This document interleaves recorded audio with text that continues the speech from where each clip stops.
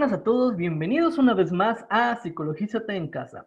El día de hoy vamos a hablar de un tema que me parece de vital importancia. ¿Por qué? En los últimos días he visto que todos hablan que son basados en evidencia, que realmente siguen cada uno de estos pasos de manera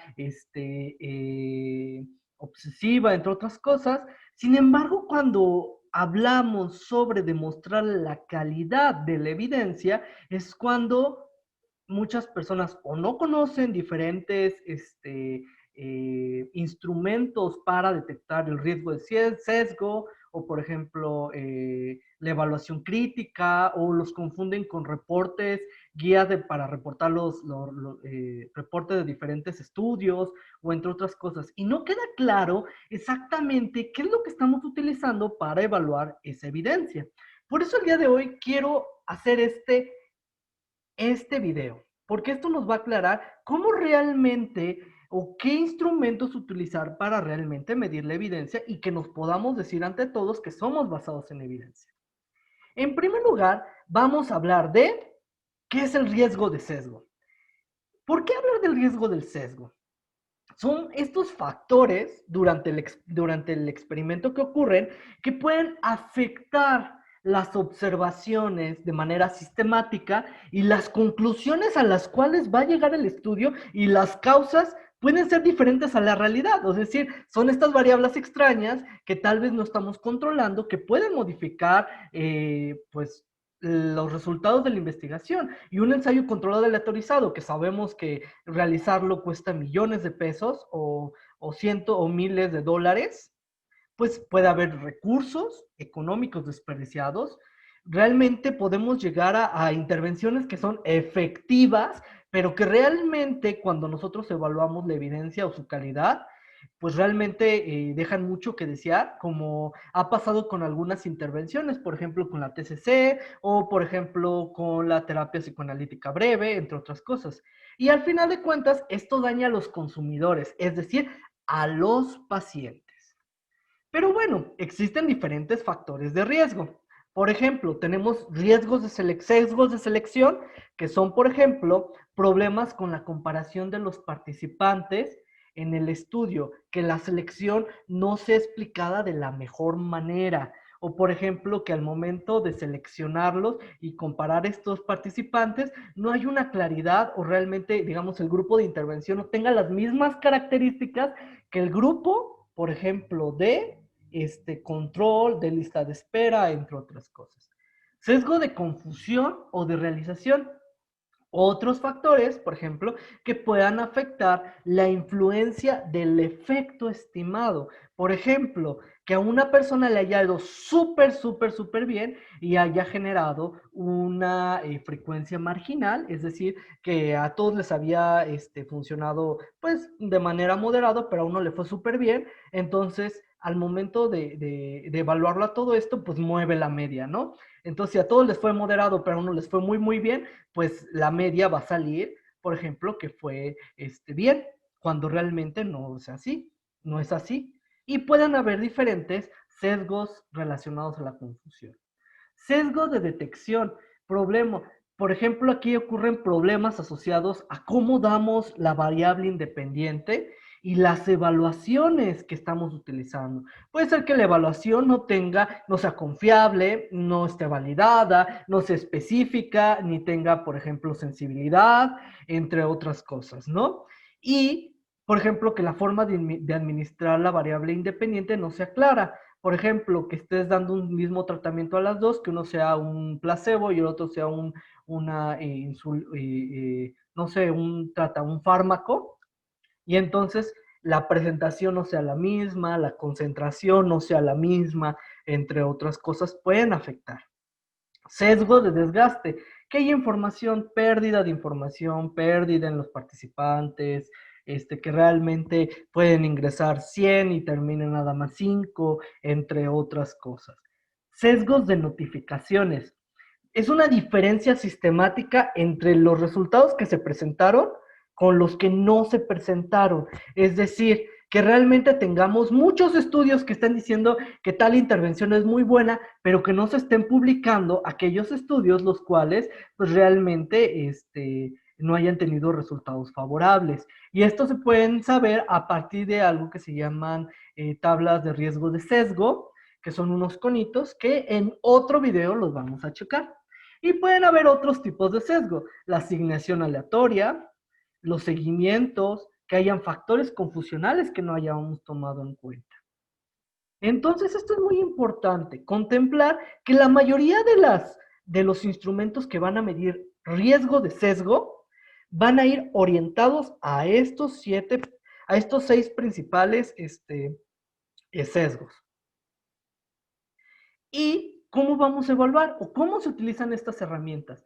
¿Yo llego y al final de cuentas yo las aplico de la forma en que yo quiera? No. Tenemos que utilizar, como siempre me gusta, una lista de manera obsesiva. Tenemos que planificar el enfoque, identificar las mejores herramientas que existen, estar consciente de los problemas que pueda haber en ese estudio o en ese diseño que estamos utilizando, evaluar de manera precisa cada estudio, reportar cada uno de estos estudios y utilizar estas evaluaciones para informarlas, no solamente para quedárnoslas nosotros. Por ejemplo, ¿cómo podemos planificar nuestro enfoque? En primer lugar, es importantísimo definir cuál es el diseño de estudio que vamos a utilizar. ¿Por qué? Porque esto nos va a dar una clara idea de la herramienta de sesgo que tenemos que utilizar para dicho tratamiento o dicho estudio. Por ejemplo, si utilizamos una revisión sistemática, probablemente sea diferente el riesgo de sesgo a una revisión de sombrilla. Una revisión sistemática puede ser de intervenciones, puede ser metodológica, de diagnóstico, de frecuencia, pero una revisión de sombrilla es una revisión sistemática de revisiones sistemáticas. Entonces, varía demasiado y lo que se tiene que tomar en cuenta son cosas totalmente diferentes.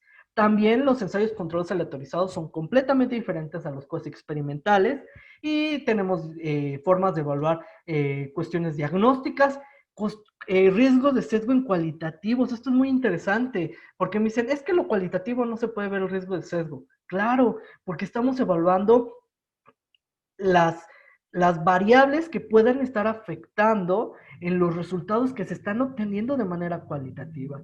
Y tenemos estudios epidemiológicos.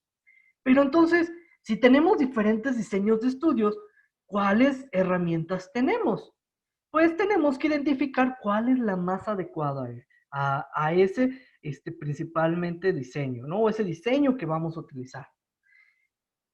Como habíamos mencionado, diferentes diseños son diferentes necesidades y deben ser una herramienta probada en la práctica y que sea coherente en la teoría. Los checklists de riesgo de sesgo no surgen, pues a mí se me ocurrió y vamos a evaluar esto y esto. No, se ven en la parte metodológica lo mínimo necesario que tiene que tener ese diseño y que se tiene que conservar para poder decir que los resultados que se otorguen van a tener el alcance que se está esperando.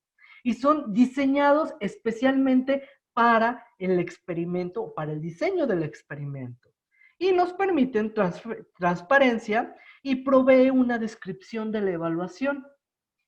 ¿Por qué? Porque puedo decir, no, la TCC es súper buena, vean todos sus estudios donde ha demostrado eficacia. Pero ¿qué creen? Que cuando evaluamos, por ejemplo, es un decir, cuando evaluamos la calidad metodológica nos damos cuenta que puede ser muy pobre. Y también hay que procurar que las evaluaciones numéricas pues realmente pueden llegar a ser superficiales para los lectores. Lo que a nosotros nos importa más que un número es saber en dónde está cojeando y explicar el por qué.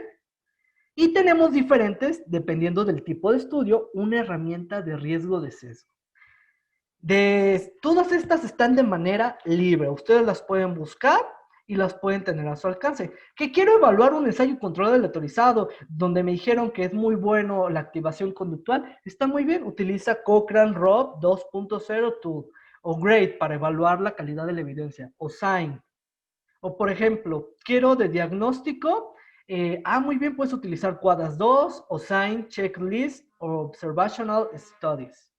O por ejemplo, cuestiones cualitativas. Tengo un estudio etnográfico.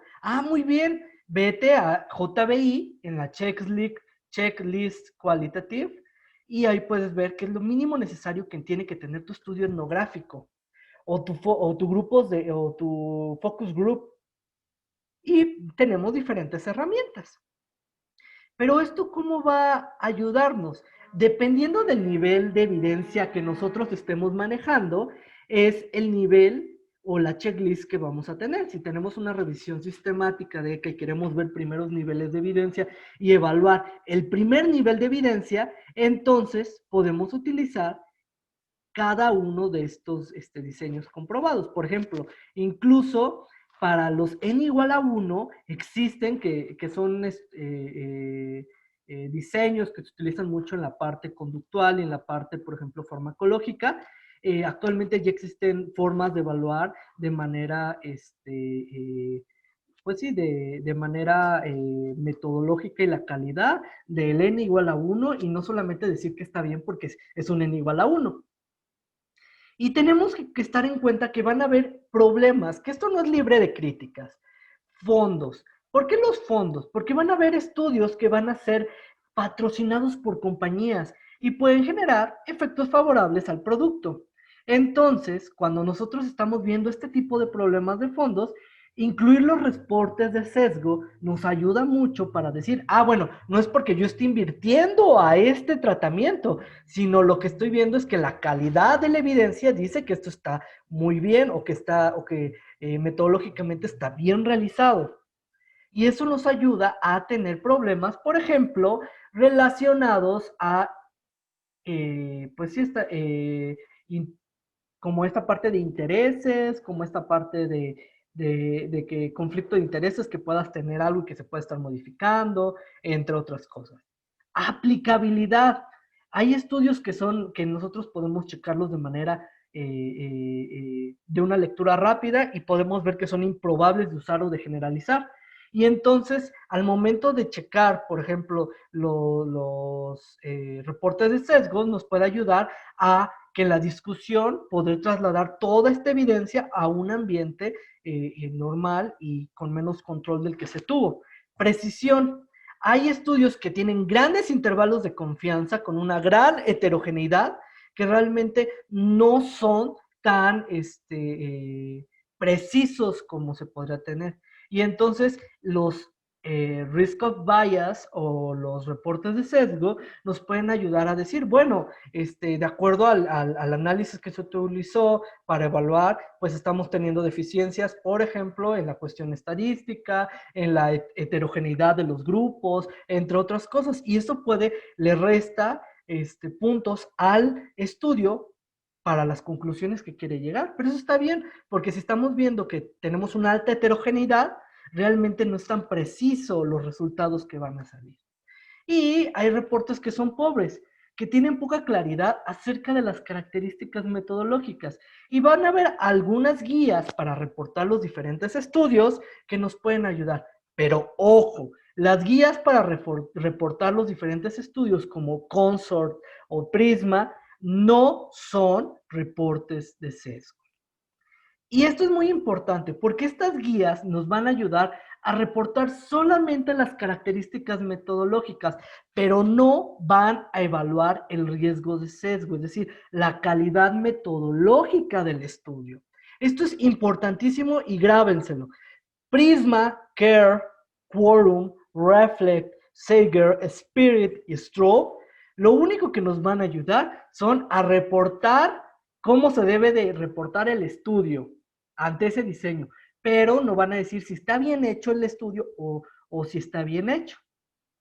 Esto es muy importante porque cuando nos encontramos con verdaderos reportes de sesgo como ROB2, como QUADAS o entre otros que existen, estos sí nos ayudan y tenemos la probabilidad de hacer algún pilotaje y podemos empezar a checarlo con diferentes estudios que podemos tener. Y a la diferencia es que uno va a decir si se reportó toda la parte metodológica y el otro nos va a decir qué tanto riesgo de sesgo existe. Si nosotros tenemos un bajo riesgo de sesgo, es el sesgo poco probable que pues, realmente altere pues, significativamente los resultados. Lo más probable es que los resultados del estudio se acercan a la realidad de lo que están comentando. Si tenemos un riesgo de sesgo poco claro, se surge de algunas dudas acerca de los resultados. por lo cual se recomienda buscar al autor pues para esclarecer el nivel de sesgo. Sesgo, por ejemplo, no reportó si hubo asignación aleatoria. Se busca, antes de decir que no se aleatorizó, al autor y dice, oye, ¿lo tomaste en cuenta, sí o no? Oye, ¿cómo controlaste cuestiones de variables extrañas? Oye, por ejemplo, no mencionaste bien si el tratamiento, cómo lo realizaste o qué características tenían. Y esto nos ayuda a poder aclarar si realmente podemos confiar en el estudio o no. Pero cuando son alto riesgo de sesgo, tenemos un sesgo que debilita seriamente la confianza de los resultados. Hace poco estaba leyendo un ensayo controlado aleatorizado de... Hace poco estaba leyendo un artículo sobre constelaciones familiares que mencionaba que era un ensayo controlado aleatorizado. Si nos fuéramos y con solamente el título, que es un ensayo controlado aleatorizado, podríamos decir, ah, tuvo efecto, entonces sirve. Pero cuando veíamos metodológicamente y hacíamos este análisis, ¿qué creen? Resultaba que tenía un alto riesgo de sesgo. Entonces, no era suficiente la evidencia para poder decir que realmente las constelaciones familiares eran efectivas. Y entonces podemos caer en estos problemas de que te venden que es un ensayo controlado aleatorizado, primer nivel de evidencia, pero tú te lo crees ciegamente, pero no lo evalúas. Y eso puede tener problemas para tus consultantes. Y entonces, esto es importante tomarlo, porque no solamente tenemos que describir cuál es el método que vamos a utilizar, sino un resumen de esta herramienta y cómo llegamos a esta descripción, sino también tenemos que reportarlo. Y existen diferentes tablas que las podemos poner en nuestra tesis o en la revisión bibliográfica que estemos haciendo, o solamente para tenerlos, por ejemplo, en nuestras conjunto de referencias al respecto, que son tablas o gráficas de riesgo que nos pueden ayudar a saber si incluimos esos estudios o no. Y también el reporte de cómo las evaluaciones de sesgo influenciaron a las recomendaciones. Es decir, que aclarar que el riesgo de sesgo va a influir en las recomendaciones sobre la utilización de ciertas características. Hace poco veía a una persona muy importante de la psicología que decía, la terapia... la terapia psicoanalítica breve es una porquería porque su nivel de evidencia es moderado, ¿no? Y la calidad de su evidencia es moderada.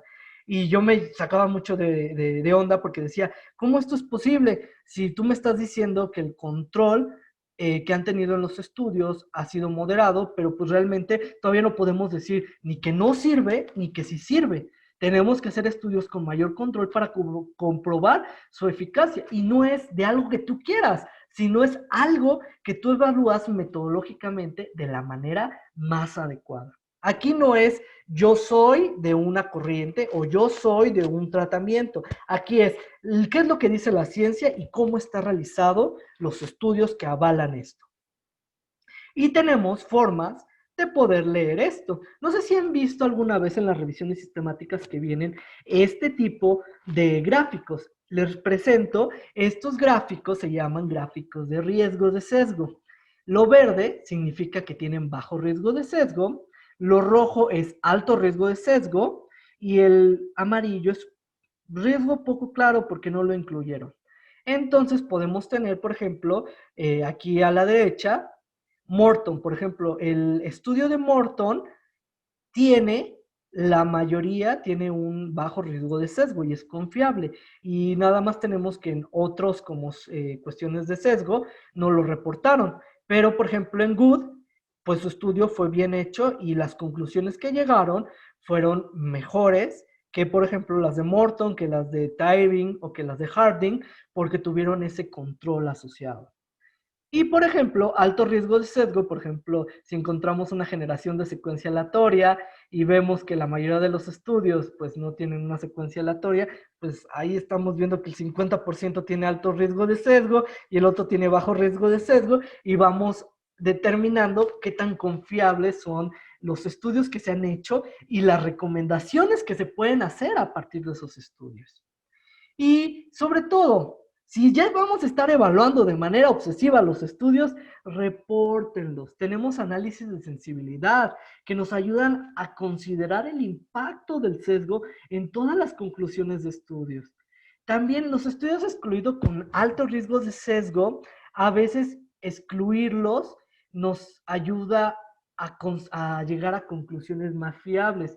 Ay, pero Alejandro, ¿cómo vas a excluir el estudio que hizo Juanito, que es la vaca sagrada? Está mal hecho. Es poco confiable.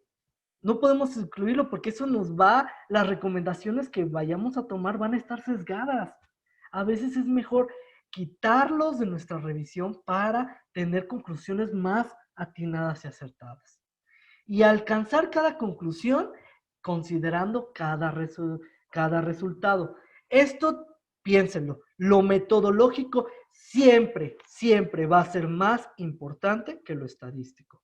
Si un estudio metodológicamente está mal hecho, puede ser las conclusiones estadísticas probablemente estén sesgadas, pero si un estudio metodológico está bien hecho, probablemente las conclusiones estadísticas sean más confiables. Y entonces, ¿cuál uso? Hace unos días estábamos hablando de critical appraisal. Si queremos evaluar sistemáticamente la evidencia científica para juzgar la confiabilidad en un contexto particular para un paciente particular, váyanse a critical appraisal. No utilicen risk of bias, utilicen qué es lo más accesible para su paciente. Pero si quieren evaluar la calidad metodológica de un estudio, busquen risk of bias. Por ejemplo, estos factores que pueden sistemáticamente afectar las observaciones y conclusiones de un estudio. Pero si quieren reportar un estudio, utilices Guidelines for Reporting Several Studies, que son estas herramientas que nos ayudan a reportar características metodológicas.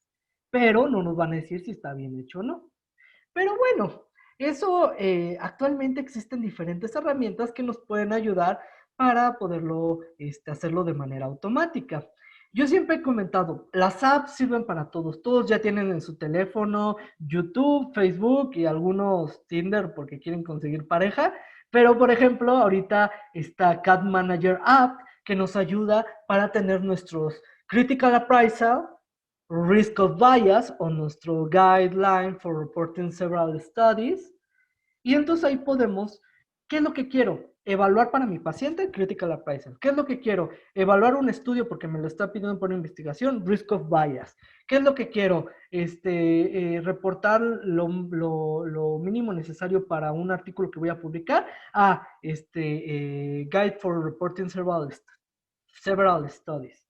Entonces, pues, la información está al alcance de tu mano. Si te gustaría que hablara sobre los diferentes estudios y cómo utilizamos los risk of bias, con mucho gusto déjame en los mensajes para que lo sepa y yo voy a preparar esos videos en la próxima ocasión. Si vamos a difundir, que sea con evidencia.